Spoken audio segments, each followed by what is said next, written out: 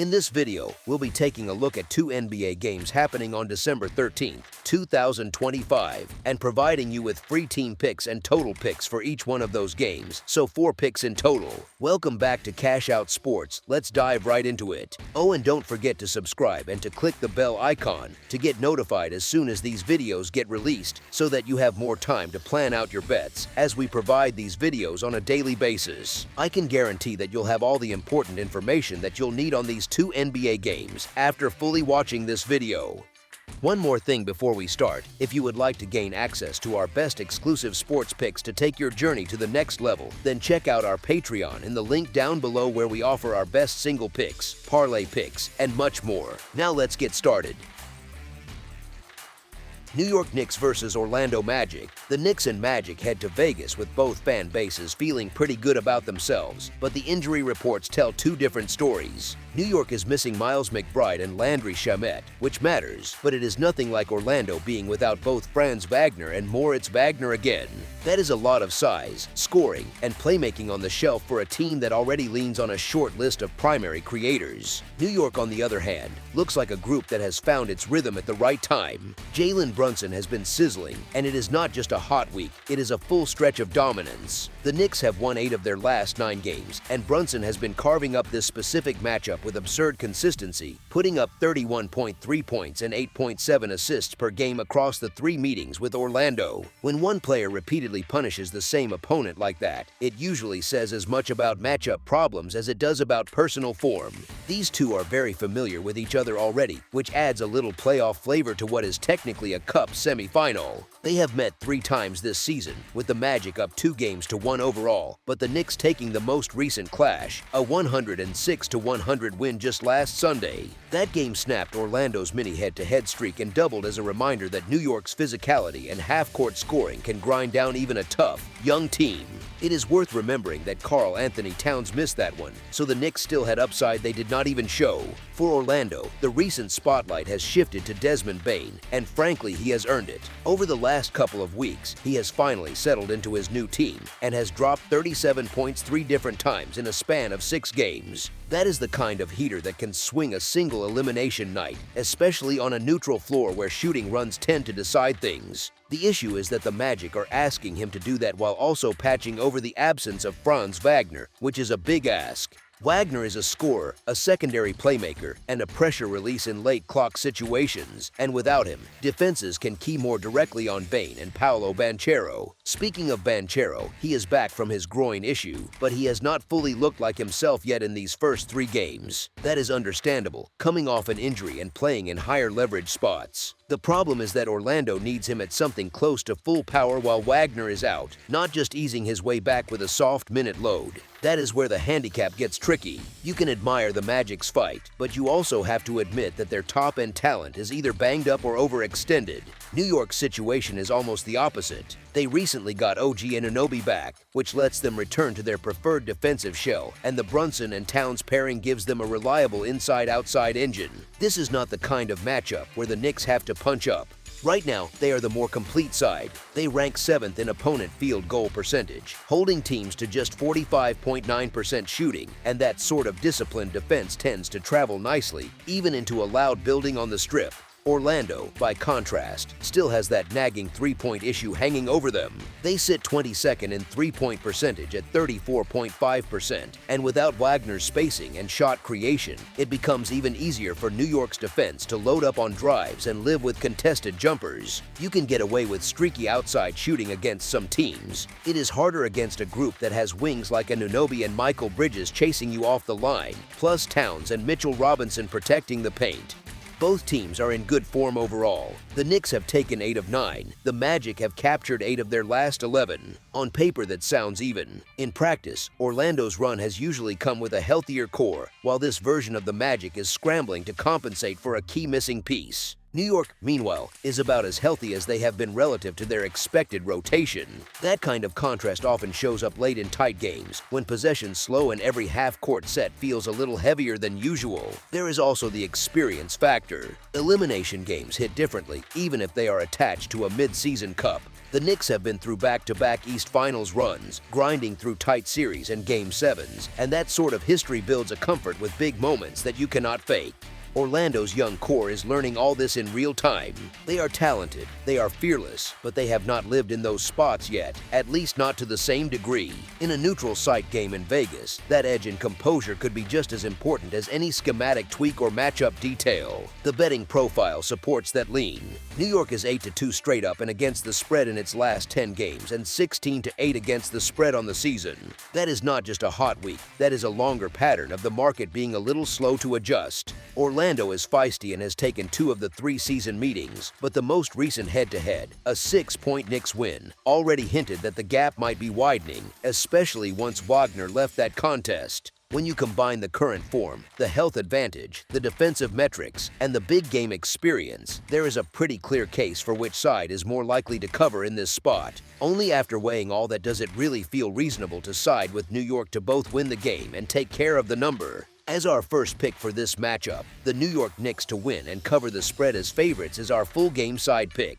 New York's style under Mike Brown still feels like a cousin of the old Tom Thibodeau blueprint, just with a bit more modern spacing and playmaking. They like to slow things down, grind matchups, and make you work late into the clock.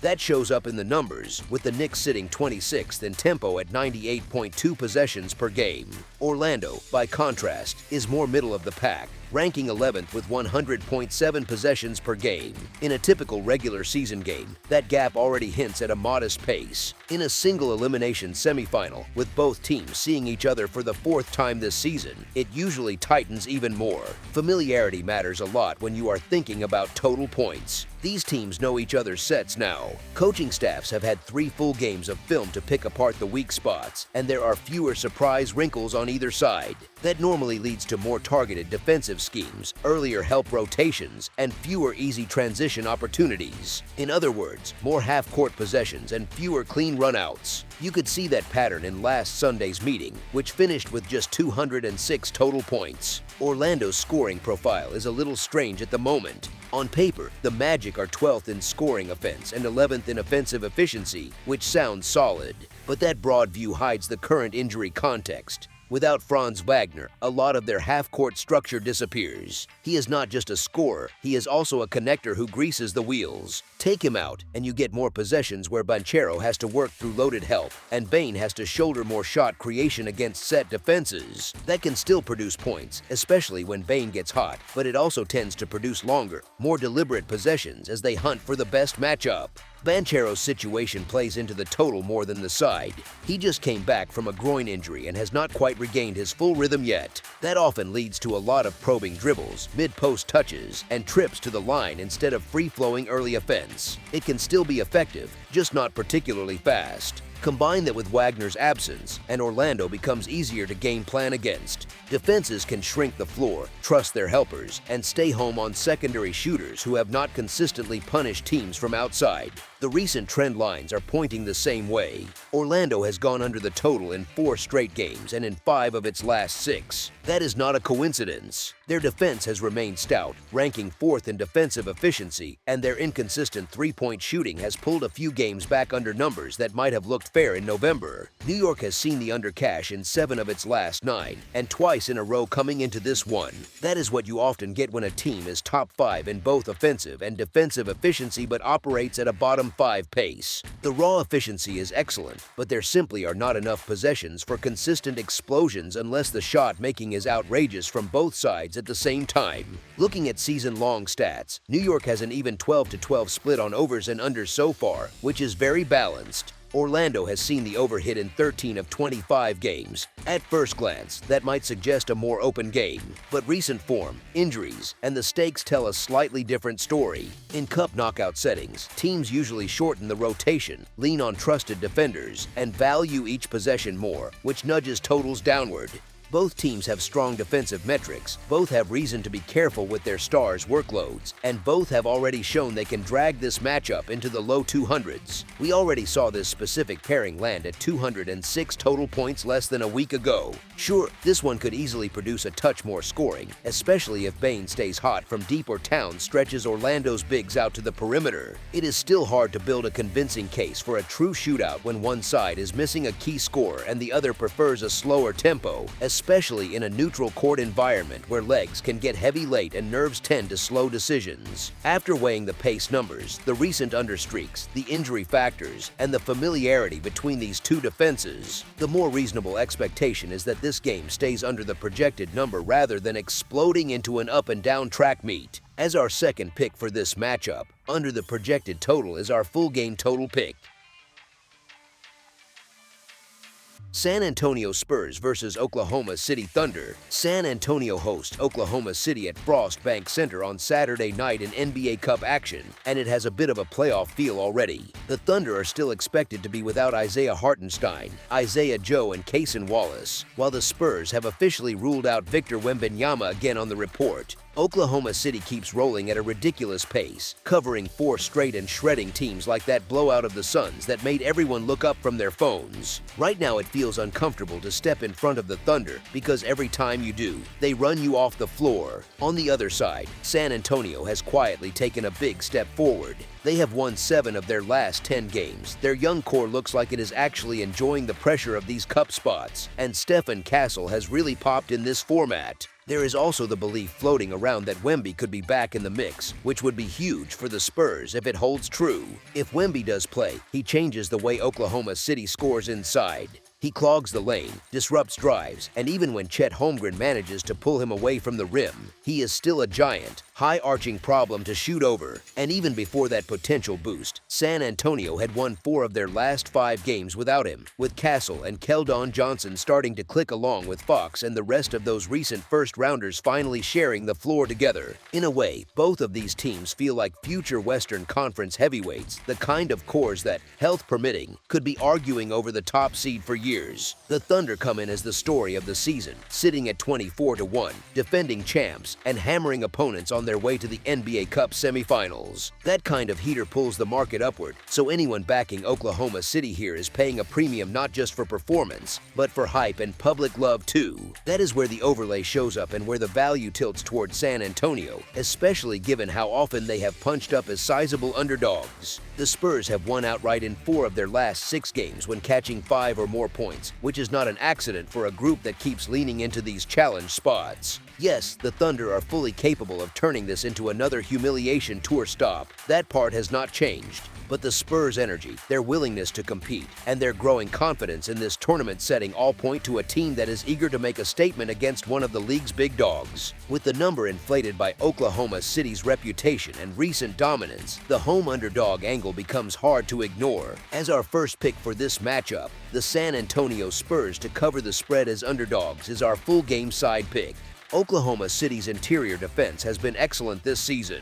They protect the paint, they rotate, and they make you work for anything at the rim. The trade-off is outside. Oklahoma City sits 21st in opposing three-point percentage at 36.8%, which leaves the door open for a team like San Antonio that is tied for 8th in the league, knocking down 36.9% from deep. The Spurs know that if they want to hang around, they probably need to lean into that perimeter attack and keep firing from outside.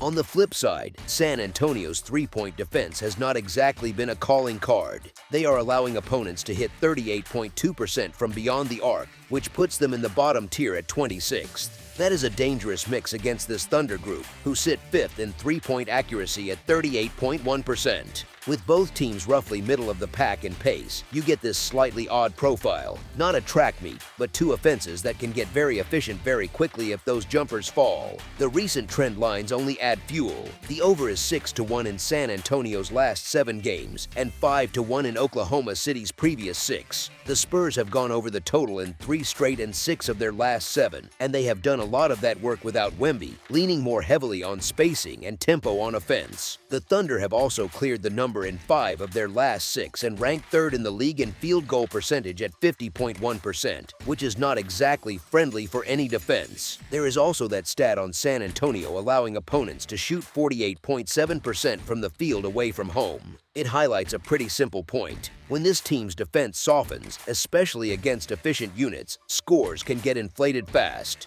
Even though this game is in San Antonio, that tendency for opponents to find high-quality looks is still part of the story. If you think back to the Spurs upset of the Lakers in Los Angeles, that game was a good snapshot. They were not just along for the ride. They hung over 130 points, the total sailed past the 240 mark, and it showed how their improved structure and offensive versatility can drag a game into a higher scoring lane when shots are falling. They are not really built to grind out a defensive slugfest like the posted total hints at. To actually advance, they probably have to push their offense into that same aggressive gear and try to break through a strong Thunder defense rather than play cautious. There is also the more uncomfortable scenario for Spurs fans, where Oklahoma City simply steamrolls them. Even in that case, with the way the Thunder are scoring and how hot their shooting numbers look, it is still easy to imagine this total being a bit shy of where the final combined score lands. Either San Antonio's offense shows up again and keeps things fun, or Oklahoma City hits them with another avalanche, and both of those paths lean toward a game that finishes above the current projection. As our second pick for this matchup, over the projected total is our full game total pick.